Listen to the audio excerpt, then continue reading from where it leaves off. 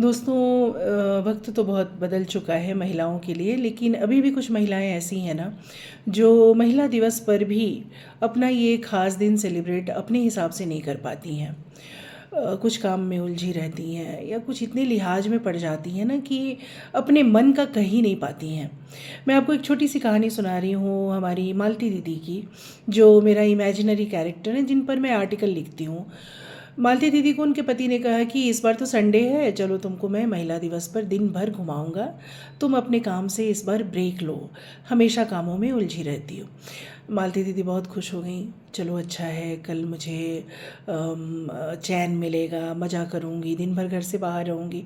बहुत सारी उन्होंने प्लानिंग कर ली और एक रात पहले ही क्या कपड़े पहनेंगी, क्या ज्वेलरी पहनेंगी, सब कुछ निकाल कर रख लिया। बहुत एक्साइटेड थी।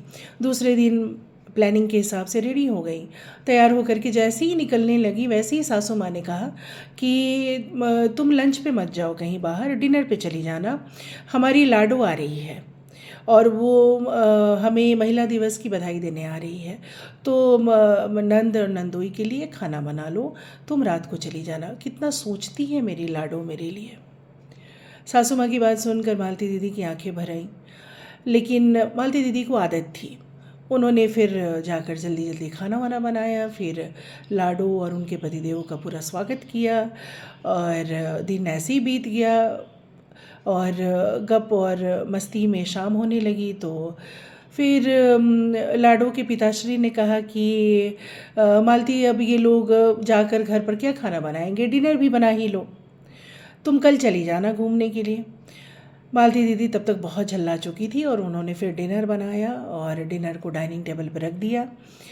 फिर इंतज़ार करने लगी कि ये लोग कब खाएं तो मैं इनके लिए डिनर सर्व करूं, क्योंकि कभी खाना बनाकर रख कर बाहर जाने की हिम्मत मालती दीदी ने आज तक नहीं की थी।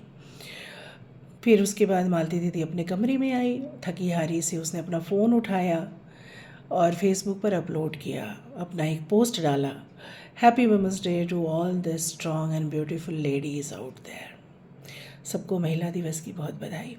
आपको पता है, ये मालती दीदी और मालती दीदी जैसे लोग आज भी एग्जिस्ट करते हैं। वक्त बदल चुका है दोस्तों, लेकिन सबके लिए नहीं बदला है। तो मुझे लगता है ना कि इसमें गलती मालती दीदी के पति की भी है। अगर उन्होंने उनको ब्रेक देने का जिम्मा लिया था, घुमाने का जिम्मा लिया था, तो ये उनकी जिम्मेदारी बनती थी कि वो अपने माता पिता से ये कह सकें कि आज मालती को मैंने वादा किया है बाहर ले जाने का, तो तुम आज नंद और इसकी नंद और नंदोई की सेवा आज तुम कर दो, या फिर उन्हें किसी और दिन आने के लिए कह दो। मुझे लगता है ना दोस्तों कि आज भी औरतें सिर्फ इसलिए चुप रह जाती हैं ना क्योंकि उनको पति का थोड़ा सा सपोर्ट नहीं मिलता। वो दूसरों के यानी कि पति के माता पिता को सब कुछ खुलकर नहीं कह सकती हैं, लेकिन अगर आप ऐसे पति हैं तो आप ध्यान रखिए, आप अपने माता पिता से अपनी बात कह सकते हैं। तो आप कोशिश करिए कि अगर आपकी स्थिति ऐसी है तो आप में भी थोड़ा सुधार आए। नहीं तो मुझे लगता है कि अगर आपकी पत्नी भी मालती दीदी जैसी है, या कुछ ऐसी औरतें जो मालती दीदी जैसी आज भी हैं, वो शायद ही कभी ज़िंदगी का आनंद उठा पाएंगी। वो ऐसी ही सारी ज़िंदगी घुटती रहेंगी।